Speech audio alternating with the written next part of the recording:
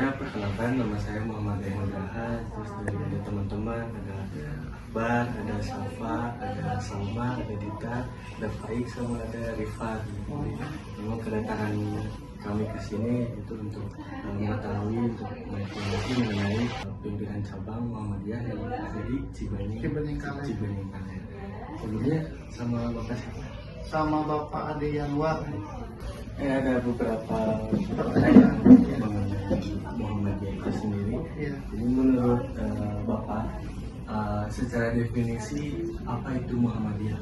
Menurut saya kan beda lagi dengan menurut orang lain. Kalau menurut saya definisinya yaitu organisasi ormas Islam ya. Kan ada organisasi umum itu ada pemuda Pancasila kan itu. Apa yang baru gitu apa? Kalau di sini kan organisasi Islam ya. Di salah satunya ada Persis kan ya. Ada NU, terus Muhammadiyah. Secara global itu organisasi Islam. Kalau secara spesifik ya, kalau Muhammadiyah itu adalah persyarikatan, hampir sama bahasanya, yaitu persyarikatan itu suatu persyarikatan yang dimana di sana itu bukan hanya sekedar keagamaan saja ya. Di organisasi Islam itu ada sosialisasi tentang sosialan juga ya, seperti AUM itu. AUM itu artinya adalah amal usaha Muhammadiyah itu. Amal usaha Muhammadiyah terdiri dari berbagai macam. Ada misalkan dari jenjang pendidikan dari mulai TK sampai perguruan tinggi ya gitu. Terus dari panti-panti juga hampir setiap kecamatan panti ada. Bahkan dari ciri khasnya perserikatan atau organisasi Islam yaitu Muhammadiyah itu ya, bahkan ada inovasi-inovasi baru ya, di samping ada nanti kedepannya ada Bank Muhammadiyah juga kan ya. Ada nanti dari pertahanan rudal ya, rudal Muhammadiyah luar biasa lah yang diketahui seperti itu menurut saya. Dari segi sejarah yang Muhammadiyah juga dari lama ya. Iya. Dari segi sejarah itu bagaimana Pak berdirinya Muhammadiyah? Berdirinya Muhammadiyah ya, dari segi sejarah itu sebetulnya kalau kita runut dari belakang itu, dari sebelum adanya Muhammadiyah itu kekhalifahan Turki Utsmani yang pertama kali itu. Kekhalifahan Turki Utsmani pada saat jatuhnya kekhalifahan Turki Utsmani itu membuat apa yang dinamakan Liga Arab. Liga Arab itu berbagai macam itu, dan dari Indonesia juga masuk di sana. Akhirnya memutuskan bahwa kita berjuang masing-masing, sehingga ininya Muhammadiyah kan itu ada yang NU, walaupun itu pendirinya itu masih satu guru satu ilmu seperti itu. Kalau NU itu lebih ke pesantren dan kalau Kiai Ahmad Dahlan itu lebih ke moderat atau lebih ke modernnya, samping sekolah-sekolah kan waktu dulu itu mulainya itu sekolah-sekolah, bahkan pertama kali ada sekolah perempuan sebetulnya Muhammadiyah seperti itu. Sejarahnya itu sampai sekarang yang tadi diceritakan. Kalau untuk berdirinya cabang di sini itu kapan Pak? Berdiri cabang itu berdirinya ya tahun 2002, hampir sama dengan Panti Fajar Harapan seperti itu. Untuk di PCM ini apakah ada memiliki lembaga untuk mendukung dakwah PCM ini? Lembaga apa misalnya? Atau gerakan untuk mendukung dakwah? Gerakan mendukung dakwah. Ada dakwah yang secara langsung dan tidak langsung kan betul. Kalau yang secara langsung ada di sini namanya CMM kan gitu.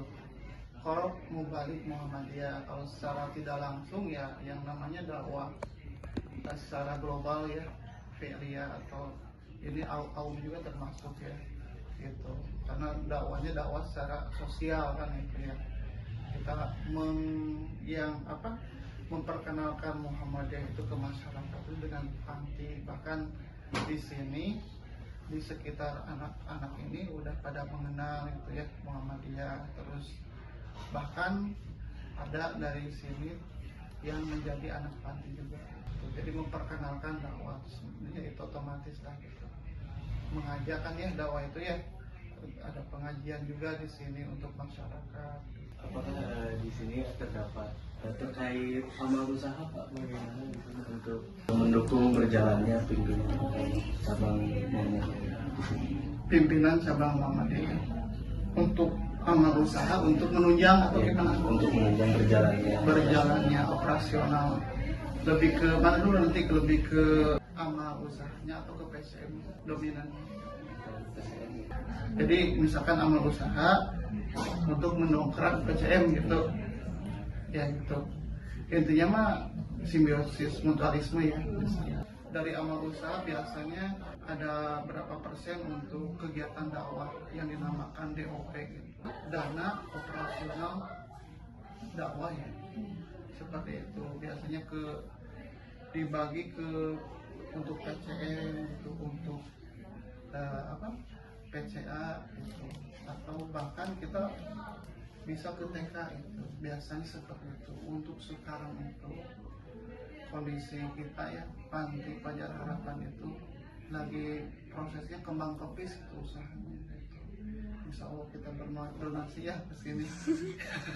Ya, lanjut. Mungkin ini kan erat berkaitannya dengan kegiatan ekonomi juga. Ya. Mengenai apakah terdapat atau yang menjadi latar belakang pembaharuan ekonomi keumatan gitu, sebuah kegiatan ekonomi yang memang secara inklusif keumatan. Secara inklusif kan ada eksklusif, ada inklusif. Berarti kalau inklusif itu lebih keluar ya. Keluar itu ya itu justru kembali lagi ke pertanyaan tadi yang dinamakan amal usaha Muhammadiyah, yaitu kita hanya memiliki panti saja. Kalau yang lain kan ada sekolah-sekolah kan ya itu ya ada kampus. Kita hanya memiliki kaum saja. Untuk secara inklusif ya ke ranah masyarakat yang sekitar juga dapat gitu. Seperti anak yatim di sekitar kita dapat disantunkan, bahkan anak yang di sini mau ke panti kan gitu. Itu secara realnya gitu. Dan Muhammadiyah ini juga dikenal dengan memiliki ideologi sendiri, memiliki nilai-nilai sendiri, juga memiliki historis juga keilmuan dan nilai filantropi. Bagaimana PCM mengimplementasikan nilai-nilai tersebut dalam menjalankan operasional PCM ya?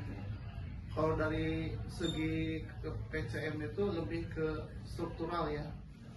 Di sini biasanya ada apa ya namanya, secara mandiri gitu kan. Kaum itu secara mandiri, ada ketua, sekretaris bendahara, bahkan di sini kalau untuk menunjang panti ya fundraising seperti itu. Fundraising secara sendiri. Kalau PCM itu beririsannya hanya sebagai pengawas saja. Sekolah mah kepala sekolahnya gitu. Kita yang bekerja itu sebagai gurunya gitu. Kita yang actionnya itu sebagai pengurus panti gitu. Jadi kalau PCM itu sebagai pengelola, nah di bawahnya seperti kepala panti, sekretaris, bendahara atau apa yang lainnya itu sebagai pengurus gitu. Untuk sistem organisasi Muhammadiyah itu sendiri, itu bagaimana sistemnya? Juga seperti adakah ortom yang mendukung program dakwah di PCM? Kalau di PCM Cibenying Kaler, ortom yang mendukung itu masih belum ada. Soalnya yang seperti NA atau yang lain itu masih belum, powernya belum dapat. Jadi ya kalau dengan mobil memang dikenal dari segi pendidikan, dari segi sosial, juga dari segi ekonomi, juga untuk meningkatkan kesejahteraan. Dan untuk memanage itu semua, bagaimana PCM bisa bertahan hingga sekarang? PCM memanajer PCM bisa ini ya, intinya solid ya, dari solid, dari kesolidan atau menguatkan, saling menguatkan seperti itu. Pasti ini kan sosial berhubungan dengan masyarakat gitu. Untuk mendapatkan kepercayaan dari masyarakat sekitar itu bagaimana? Kepercayaan kepada masyarakat kembali lagi kan itu ya, kita andalannya kaumnya ya sosial itu. Kalau misalkan makanan berlebih kita suka ngasih, sampai melimpah dulu itu. Makanan kita suka ngasih, bahkan acara kurban masyarakat suka digiatkan itu seperti itu. Jadi intinya mah antara panti dengan masyarakat itu atau PCM dan masyarakat itu ya ini saling menguatkan itu seperti itu. Tentunya dalam hal ini kan kita seperti apa sama saja dengan menjalankan perintah Allah gitu ya. Yang sebagaimana yang tercantum di surat Al-Maun yang memang berfokus pada sedekah, tentang nilai-nilai keumatan. Apakah selama ini berjalan dengan lancar atau terdapat kendala yang memang signifikan dalam menjalankan hal tersebut?